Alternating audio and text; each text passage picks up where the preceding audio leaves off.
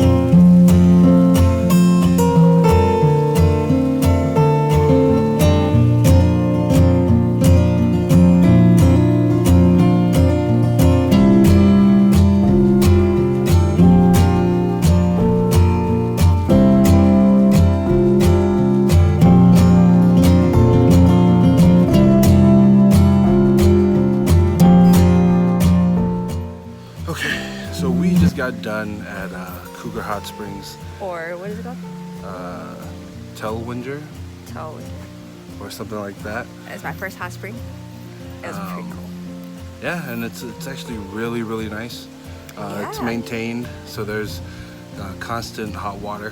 There's 4 pools kind of leveled down. Yeah, cascading down to one another. And then the top one is the hottest. There's a cold pool next to it. Yeah, so you can cool off and go back. Yeah, and it kind of gets cooler as you go down every one. And the water is really clear. $7 day use, it's not bad. So if you're ever in Eugene or just anywhere near it, it's about an hour away From Eugene, from downtown Eugene. So definitely check it out. Yeah, worth it. We know we had a great time, and it's really relaxing. It's one of the cleaner natural hot springs I've been to, probably because it's park maintained. But definitely recommend it if you're in the area. Yeah. And as always, DateAFoodie. It can change your life. Because we travel. Yeah. Do random stuff. Cool stuff. Adventures for life. Peace. So we just got done. Woo, shit. I don't have the right proper shoes on, so Excuses, I don't either. I might eat shit, but it's cool. Don't fall. It was worth it. It's okay. We had a great time. Definitely. Go back to the car. It's a short, probably 5-10 minute little hike downhill. All right.